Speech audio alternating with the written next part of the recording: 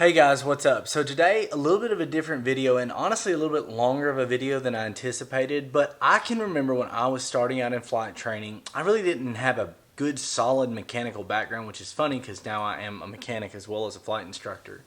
But I really didn't understand what I was doing or why I was doing what I was doing during the run-up. And that's what I want this video to be for. So if you're out there and you're either a flight instructor or you're going through flight training and you don't really understand kind of the concept behind what you're doing during that run-up, I highly recommend you watch this, not because I'm doing it, but because it really explains each of those major components that we look at during the run-up as pilots getting ready to go fly. And hopefully it will help you to realize what's going on maybe on the other side of the firewall, or what you're doing and what you're looking for as pilot in command, trying to make sure that everything is safe during the flight. Obviously, this is not me teaching you how to do this. Make sure you get instruction from your own instructor about how to actually properly do the run-up. This is just me on one of the aircraft the other day at work that we were getting ready to do an oil change on, and I just took it out, and while I was doing the run-up, I decided to film it, take some videos behind the scene of everything that was going on, of the Magnetos, of your Carb alternate air, stuff like that. So I really hope you guys enjoy this, and feel free to share this with your friends or other people that may be getting started in aviation. Hopefully it will get them off on the right foot mechanically, and they'll be able to understand the importance and the systems in this video from it. I really appreciate you guys watching it and hope you enjoy it. See you later. Hey guys, what's up? So today we're going to be looking at the run-up, and particularly how the run-up is important before we go fly. We want to make sure that all the systems that we can check are working properly, that nothing's happened in the last flight or whatever. And so there's a list of things that we want to go through, and many manufacturers have a set checklist or recommended checklist. Diamonds have that, 172s are going to have that. Any aircraft is going to have a pre-operational ground check. So before we go take off, we want to check the ignition system, we want to check the intake system, we want to check all these different things and make sure they're working good, so that way we have a safe, airworthy flight. So what we're going to do is we're going to talk about that, and we're going to talk in pretty deep detail here about each system and how it works, as well as some possible problems we can run into. So if you don't have this particular system on your aircraft, that's okay. This is more or less just for you to kind of learn about what we're doing during the run-up and why we're doing what we're doing. The very first thing we're going to do here is we're going to go ahead and bring our power up to our predetermined setting, which in this aircraft is 2,000 RPM. And what that does is that lets us check closer to what our cruise power is going to be, even while on the ground, each of these systems. So I'm at 2,000 RPM now.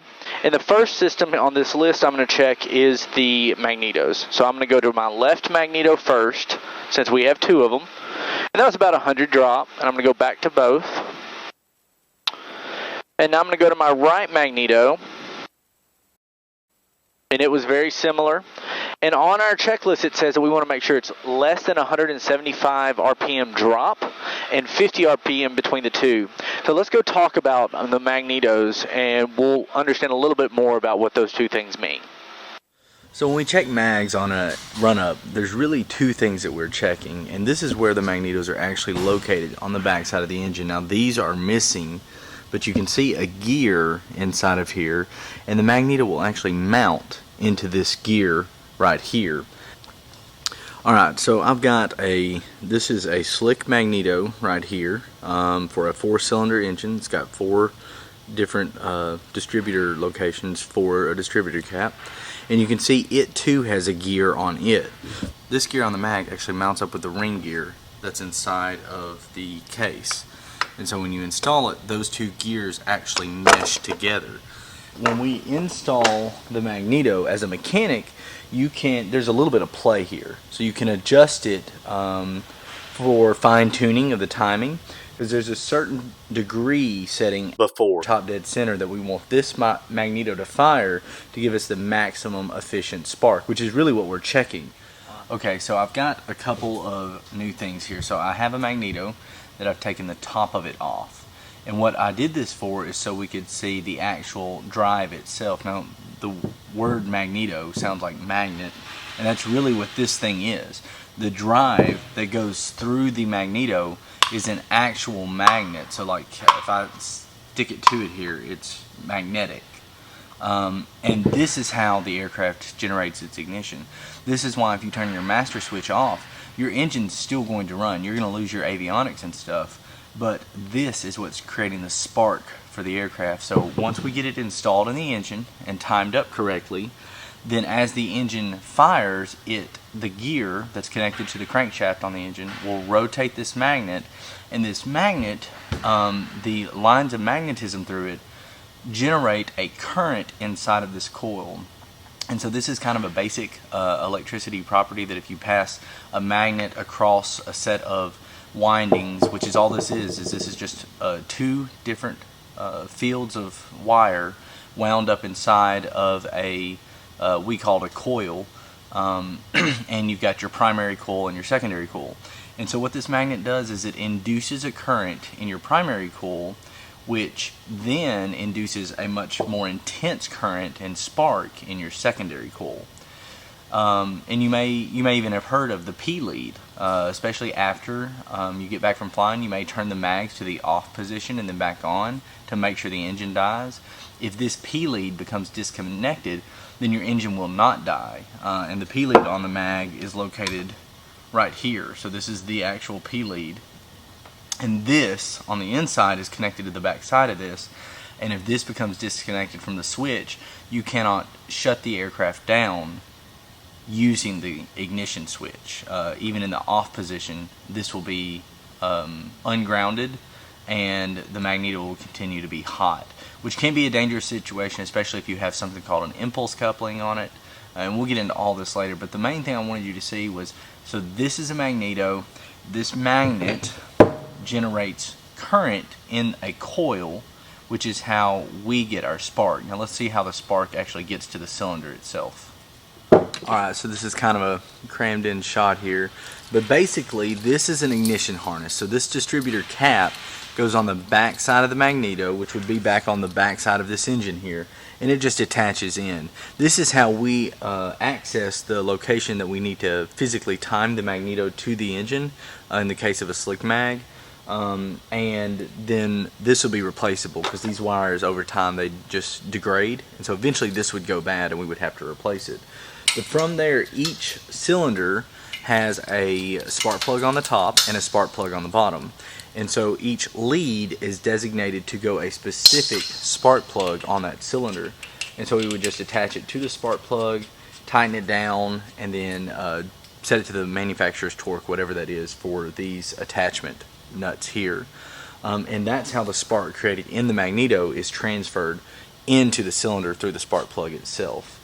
So when we do a mag check, we're physically checking to make sure that the timing on this engine, and not just the timing but the actual magneto's function itself. We have mags all the time that are timed correctly. They're in the correct location as far as when their spark occurs. Just internal components have broken down and they're no longer correctly firing a strong enough spark for us to have a correct mag drop, which is why most manufacturers will say you want a mag drop of a less than 175 RPM, but less than 50 between the two. You want them timed pretty close together. One of the things that we just saw was that each cylinder has two spark plugs, one in the top and one in the bottom, and because of that, as we saw on our engine, there's two locations for magnetos. And this is for redundancy as well as improved fuel burn. So if one of these mags were to fail, then you would at least have the other one to get you to the airport, so where you could safely land, and have a mechanic remove and install either a new mag or to repair and replace the one that has failed. But prior to going on a flight, we do want to verify that they both are working, which is why we will go to the left mag, which grounds the right mag. So when you're in the left position, only the left magneto is running. Then when you go to the right mag, you're only running on the right mag. And that drop that you see is the inefficiencies of only being on a single mag rather than having the dual mags, both mags firing. That's the purpose of checking the ignition system and how we check it during the run-up. Before we go look at our next system, let's actually talk about some problems, or we'll call them squawks, things that are messed up. The magnetos are not running like they should be. What if you set to the left mag position and you don't have any drop at all, so now you've gone from both mags to left, but your RPM is remaining constant, it's the same. You go back to both, nothing changes still, but then you go to your right mag and you see a normal drop. You see your 150, 145 RPM drop. Well, there's a good chance that that P lead, like we talked about earlier, that grounds out the magneto, could be disconnected from the mag. Because basically when you're going from both to left, the magneto is not grounding out the right mag if there's no drop. And this might not be the only thing that could cause that, but if you are at 2000 RPM, you turn it to the left mag and it stays at 2000 RPM, there's a really good chance that the right mag is not being grounded, it's still running. So you more than likely have a P lead that is not grounded on the other mag. So if it's in the left position, it would mean your right mag is the one that doesn't have its P lead grounded. What if there was just an excessive drop, like 200, 250?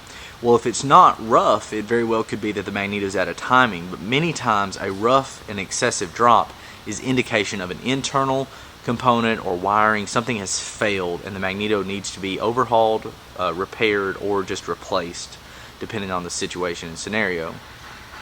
What if you have a scenario to where you have that rough drop, but you notice that a single EGT or even CHT is starting to rise? Now the EGTs respond more rapidly, but let's say you have a normal 150 drop, but it's running a little bit rough, and you notice one of your EGTs starts to drop out, like it goes from 1200 degrees down to maybe 800 or 700 degrees. Well, that might be indication of a spark plug failure in an engine. On many modern aircraft systems, you have a very complex engine monitoring system like the G1000s that we're seeing in this video, that are able of monitoring several aspects of the engine, including cylinder head temperature and individual exhaust gas temperatures. This really makes it easy to troubleshoot if a spark plug has failed, because you can see that exhaust gas temperature drop off when you go to a certain magneto. So these are a couple of the things you might encounter if you run into a faulty magneto check during your run-up. Alright, so the next thing on our list here is the propeller. This aircraft has a constant speed propeller, which means that I can control the pitch of that propeller with this propeller lever that is in between my mixture and my throttle. Some aircraft won't have that. You'll have a fixed pitch propeller, so you'll only have a throttle and a mixture. But the way that we check that is I'm going to pull it back, make sure that I have a reduction in RPM and a rise in manifold pressure, and you can even hear the propeller moving back. And what I'm doing is I'm going from a very flat pitch to I'm increasing that pitch to make sure it's functioning properly when we go to fly. So a constant speed propeller is actually an adjustable pitch propeller coupled with a governor to maintain a specific RPM during the flight of the aircraft. So on this particular one, this is pretty much an accumulator, because you can service it with air, nitrogen on the top here, and then your oil would come in on one side, and that's how you would actually adjust the pitch of the propeller, by rotating these. And back here you have your counterweights as well. But basically the oil comes in, adjusts the pressure based off of what you've set the governor and the prop lever to. And so that's what we're checking on the run-up when we do our prop lever. Let's actually take a moment here and review why a constant speed propeller is more efficient than a fixed pitch propeller. To understand how a propeller works, let's actually review a wing's aerodynamics. So as the wing moves forward through the air, it is going to create lift by the relative wind and the angle that's created with the chord line, which is the angle of attack.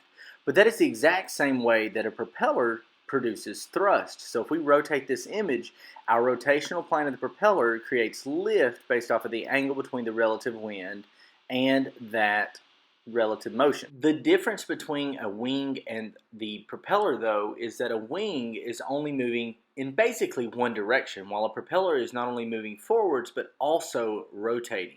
Let's say that we have an aircraft at the end of the runway holding the brakes and at full power. Well, the rotational plane of the propeller and the relative wind are going to be directly opposite of each other, creating a large angle of attack and therefore producing a large amount of lift. But what happens when we depart, get up to cruise, and that forward motion increases? Well, our angle of attack is going to decrease as the relative wind starts to come in at a smaller angle. This is going to result in a lower or a smaller amount of lift, or in this case with the propeller thrust being produced. With a fixed pitch propeller, you're limited by the speed of the aircraft, but with an adjustable pitch propeller, now you can actually change the pitch to increase the thrust produced and ultimately increase the efficiency of the aircraft at a certain RPM. This is the benefit of having a constant speed or adjustable pitch propeller. The next thing I'm going to check is my alternator. So I actually am going to flip the left side of the master off. I get an oral warning in my headset that I've had an alternator failure, and I can tell from my ammeter that I'm on 0. Once I flip that back up though, the warning goes away. My amps come back to 10, 9, 11 amps here, and my voltmeter showing that it is 28.9, which is perfect for this system. So there's really two different charging units in aviation, the alternator and the generator, and we're just going to talk about the alternator right now. We may do a video in the future on the generator, how it works, as well as its difference between it and the alternator.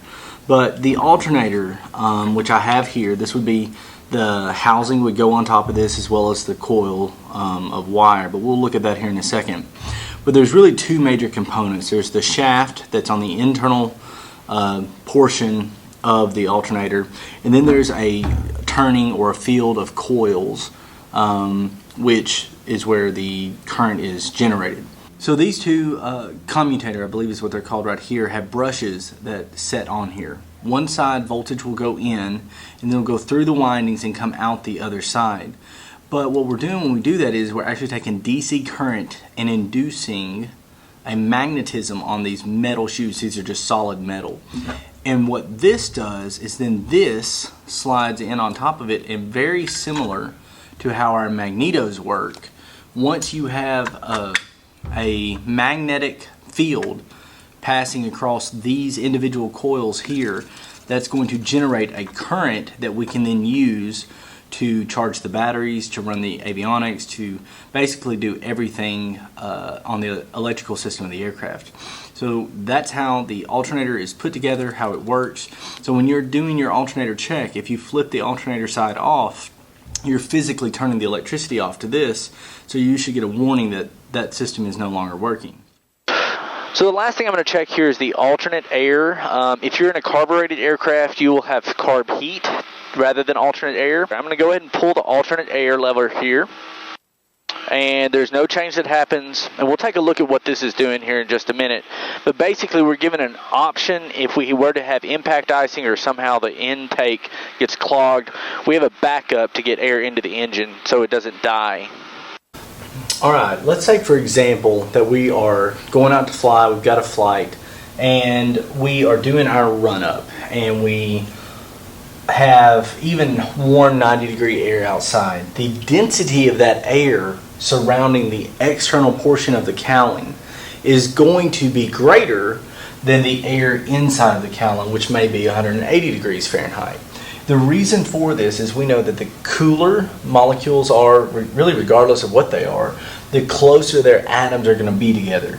But the warmer they are, the more kinetic energy the actual molecules themselves have, and so they will spread out, they'll bump apart, which is why the warmer it is, the further apart these molecules will be spread, which means there will be, in a given volume, less molecules of air. When we open up our alternate air in the aircraft, if we see a power reduction, which you'll see sometime, especially when you do carb heat, this one's especially true for carb heat because it may be as much as 300 or 400 degrees, because typically you're pulling exhaust shroud heat into the carburetor to melt any potential icing. So when we do alternate air or carb heat, what we're going to typically see is a reduction in power. But why is that? Alright, so what I've drawn here is a very rudimentary way of looking at this. So let's say we're doing our run-up and we've got the carb heat or alternate air closed. Well, typically that's going to be this balanced, not equation, but this balanced image up here. So you've got a set amount of fuel and you've got a set amount of air coming into the intake, coming into the aircraft, and it's balanced. You're getting the best power. Typically, and really, if you set it at a mixture setting that gives you the most power, this will be perfectly balanced. You'll be getting the most power that you can. when you turn your carb heat on, or you're opening up that alternate air like we just saw, what you're really doing is you're taking more air molecules for the given volume, and you are reducing those air molecules because now they're spread apart. There's fewer of them. And I could have drawn that as the exact same size volume of air, just with fewer molecules in it, but I feel like this illustrates it better. Originally you had this much air, but when you heat it up, those molecules spread apart, so even for the same volume, you effectively only have this much air. Because you have less air with the fuel, that naturally is going to mean you have more fuel than air, which is going to give you a richer setting, which is why when we turn our carb heat on or we pull our alternate air on, a lot of times you will see the RPM drop a little bit, and that's because of that richening of the mixture. And now what I'm going to do is I'm going to bring my throttle all the way back to idle, make sure the aircraft does not die at idle. And it's pretty warm today, but she's still idling about right at 900 RPM, which is perfect. And then I'm going to bring it back up to 1,000. While I'm down here, I'll go ahead and do a P-lead check. P-leads are connected and good. So this aircraft is good to go. At this point, we would be able to go out and fly. We're actually going to take it to the hangar and do an oil change on it real fast. But I hope you guys have enjoyed learning a little bit about the run-up, the purpose of the run-up. And I know in flight training, sometimes we get so bogged down with just doing what the checklist says that I was hoping to come in at a different angle and explain why we're doing what we're doing. And I know it's been a long video, but hopefully each system you've learned a little bit, and now you feel like a safer, or at least more knowledgeable pilot for the next time you fly. Hope you guys have a great day. We'll see you later. Bye.